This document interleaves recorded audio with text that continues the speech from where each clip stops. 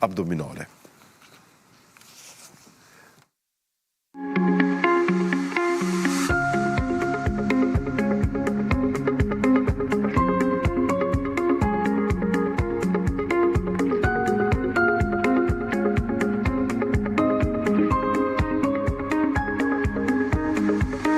Në zemër të qytetit të Shtimes, një talent I ri po ndriçon skenën letrare përmes shkrimit të veçantë dhe plotëdijm. Një vajzë e ri vetëm 17 vjeç ka arritur të kapë vëmendjen e publikut me krijimin e saj më të ri, e që flet drejt për drejt në zemrat e lexuesve të gjitha moshave. Pikërisht kjo vajzë arriti të mbush sallën plot me njerëz e ardashës të librit, duke dhënë kështu një shembull edhe për gjeneratën e saj. Nëpërmjet vargjeve të saj të ndjera, ajo gjatë promovimit të saj të parë, shpalosi botën e ndjenjave të thella, ëndrave dhe përvojave personale që prekin shumë njerëz, duke krijuar kështu një lidhje të veçantë me publikun e gjerë. Sot, për mua, është një ditë shumë e veçantë, ku një pjesë e shpirtit tim del në dritë. Ky libër është më shumë se një roman, një rrëfim I ndjenjave, duke u përpjekur për t'i kthyer dhëmbjen e forcë dhe mungesën në frymëzim. E kam shkruar që në moshën të re, 17 vjeçare, me një shpirt që ka ndjerë dhe kuptuar që më herët. Një pjesë e librit I kushtohet edhe gjyshës time, ku nuk arrita tani atë sa doja. Falenderit familjes time, nga zemra, që më ka qëndruar plan me dashuri.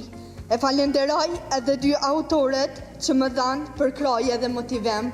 Vuajtjet e poemës është një dëshmi, se dhe moshën e re njeri mund të ndjej thellë, e të përjetoj e të kuptoj shumë. Është një kujtesë se edhe pas dhimbjes lind drita.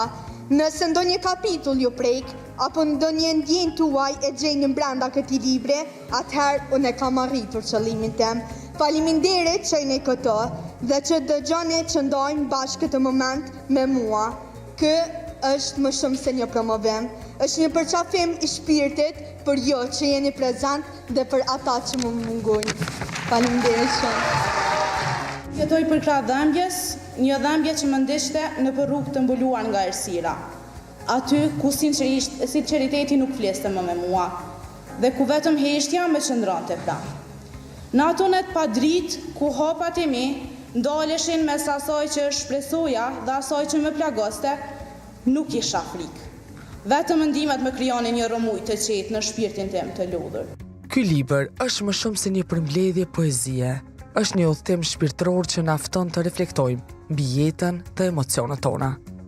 Vazhdo, na ki për krah neve, ju falenderoj edhe herë të gjithëve nga zemra. Libri I Samanda Dupolli, Vuajtjet e poemës, është botuar në përkujdesin e klubit letrar Terata Ferise.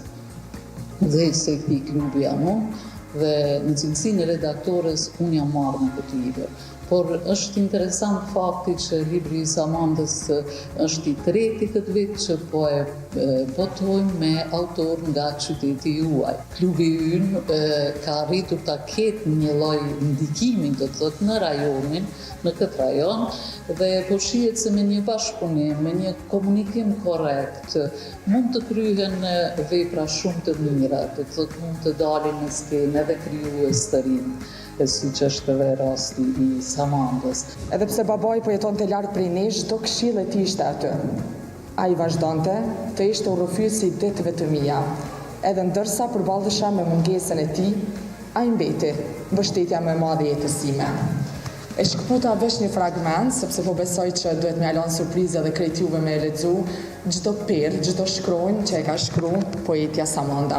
Unë më shumë kënaqësi kam me marrë këtë libër, kam me e lexu, edhe po besoj që sadopak mundova që me shfletu një copë të saj, e sidomos për krejt ata që janë në gurbet e që e kanë dhënë një kontribut shumë të madh. Faleminderit shumë Samanda, bravo.